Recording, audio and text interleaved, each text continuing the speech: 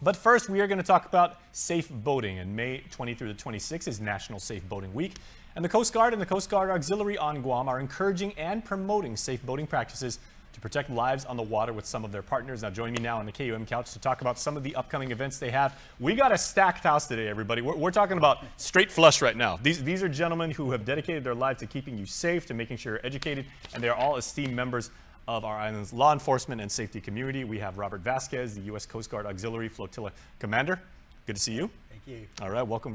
We also have U.S. Coast Guard Auxiliary District Staff Officer Kin Fernandez. Hi, thanks, Chase. Anchoring the middle of the couch, so Hey. very good to have you there. And of course, GPD Recreation Boating Safety Boat Captain John Balbin. John, you've got such a long and distinguished title, it's hard to say, but you know, your commitment to our island, I know you've got like what, 24 years, 27 years now in GPD? 24, going on 24. There you go. Well, we thank each one of you gentlemen for your service to the island. Obviously, you've been doing this for a very long time. So to start, Robert, maybe we'll start with you. National Safe Boating Week is something that we really have to take seriously here because we Guamanians have such a unique and cherished relationship with the ocean. Yeah, I think it's very important. This is a very good program that the Safe Boating Council has put out in conjunction with the Coast Guard and Coast Guard Auxiliary, and it's to promote safe boating techniques, education, and wearing of the. If you notice, they have a vest right here, and that's the most important thing, is that we get you out there to wear it, and that's what we're trying to promote. Now, Ken, there's a lot of technology that goes into safe boating too, and a lot of people talk about like the communications and making sure that you're doing everything like by the book. So what's some of the the comms that people use to make sure that they're doing everything okay? Well, these days they kind of promote. Well, we're fortunate to live in an age where we have cell phones, mobile phones. So that's one. We always encourage everybody to have one in case their boat radio is malfunctioning. They always have their mobile phone, whether it be iPhone or Samsung. How far? I've never even thought about this, and I like tech and everything. But how far does like a cellular signal work if you're like you're way off the coast? Unofficially, I would say 22 miles. It's been tried. Wow. Yeah. So you can be almost to Rota, or Yeah, practically at Rota when or further south. Yes, it's been tested. That's really good to know. Yeah. Okay, so Officer Balbin, when it comes to safe boating practices, primarily we're talking about recreational boating. Yes. And what is that defined as and everything? Because does that also include people that fish for a living, people that just take people out, for fun? Yeah, so anytime you're using the waterways, we always try to promote that you should have so there are carriage requirements, right? Carriage requirements is by law that you have your life jacket on board, fire extinguisher, flares, even a VHF radio or a sound producing device. The VHF radio at this point the technology is so advanced that you can key in a radio, certain radios of MMSI, and they will give you coordinates to exactly where that radio is. So it's almost like the GPS is built in. Yes. Almost. Okay. Yeah. So we encourage that people have this. It's not for us. It's for them. So that's what recreational boating safety is all about, making sure that they have the required carriage requirements on board. Now, I was fortunate enough, and this is the first time you and I have actually, shared space in a couple of years because of that whole pandemic thing. Yes. But several years ago, I actually went out with you and your teammates Yes. On the boat, and you guys showed us how you do random inspections of other people who are boating, and you're doing that, and you made sure to emphasize that we're doing this, for safety. Make sure you guys have everything squared away, but we're also just making sure that everybody knows what's going on. Yes, absolutely. Okay, so how also, gentlemen, does the Coast Guard also like enforce that and just say, we want to make sure that when people go out, they not only have the right gear, but it's also in working order? So some of the things that we do is we have what we call vessel examinations, where it's free, and we can provide whatever they need that is required by the Coast Guard to be on your recreational boats. And once you pass that, you get a sticker.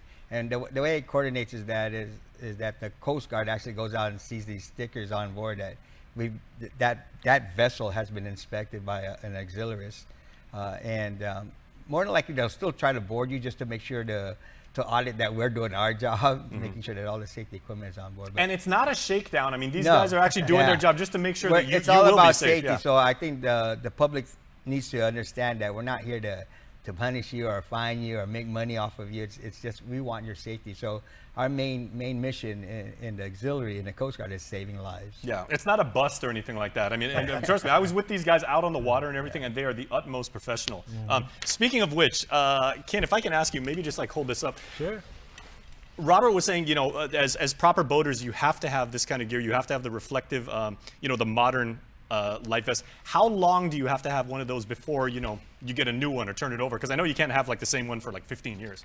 Well, they never expire, but I gotta announce that they do invent, and we have a lot of modern. This is one of our most modern, and they're even getting more sleek, like you see when you row with Officer Balvin. As long as they're Coast Guard certified, they will be approved for recreational boating. Okay, is there like there's a symbol or like a seal that like comes on the packet Yes. that we need to know about? It just says Coast Guard certified. Okay, it's on. here. It's There you in go. the back. Yeah. can see it right here. Yeah, there is a logo because, like everything in If you could just hold that up and Like Santa Rita everything Pete will in get a today. shot of that so we know. Like that Coast Guard approved, right at the top of the can. I was also amazed, gentlemen, at how light this vest was because I know like, I used to go out with like my uncle. you remember the old days. Yeah, right? and these things were heavy. I mean, it was almost like a flak jacket. A weighted jacket. Yeah. Yeah. So like you said, Ken, the material has changed over time Right. and everything like that, but the fact that it actually keeps you safe and will alert authorities if you need help, I mean, that hasn't changed at all. Yeah. So one of the things that we carry on there is personal life beacon, PLB. There's a beacon that we usually have. I didn't bring it today. It's called a relink. You just stick it in there. So if you ever fall off, you just press that button, and it'll send up a signal, and the Coast Guard will be able to find you, even if you're away from the boat. Okay, and now, Officer Bob, and I know that one thing that you have always done throughout your career in GPD is making sure that it's not only the quote unquote expert boaters that know about stuff, but also kids getting involved into getting out on the water. Yeah, so by law, if you have a kid on your boat, a child on your boat that's 12 years and under, it's mandatory that they wear their life jacket at all times, not occasionally. That can be one of the things that you could get busted for if you have like little ones that are without Yeah, wearing it. so also what we do check. So going back to the life jacket, right? So we have a life jacket here. You asked about expiration date or whether it expires. Yes, sir. There's no expiration date, but we do to make sure that it's serviceable. Okay. And what I mean by that is the buttons it zips up perfectly. There's no tears that's gonna give the integrity. That's gonna ruin the integrity of the life jacket. Because you didn't wear this to the club because you wanted to be fancy. Yeah, you can have it on your boat, but if it's not serviceable, it's not good with us. Okay. And then also going back to the kids, if there's a child on your boat, then we're gonna look for a child life jacket that fits properly, right? Because I can have this and have a child that's six years old, and this is not going to do them any good. Go right through They're going to it. go right through the Exactly. jacket. Yeah. So Which probably even does more hurt than help. Yes. Right? Okay. yeah. Okay. How about where are you guys going to be with all the outreach that National Safe Boating Week has? Where are you guys going to be out and I'm about? glad you asked that. This May, May 20, we'll be at the Guam Premier Outlet. We'll be kicking off our National Safe Boating Week with several events. We're going to have story hour there at 10 o'clock. We're going to have the governor's proclamation signing on site at GPO. We're going to have senators from the 37 legislatures present the National Safe Boating Week legislative resolution, and that'll be the kickoff from 10 to 10:30.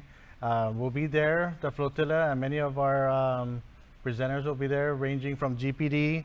There'll be our partners also, NOAA, Story Hour, ranges from Coral Reef to Yamaha to Cycles Plus.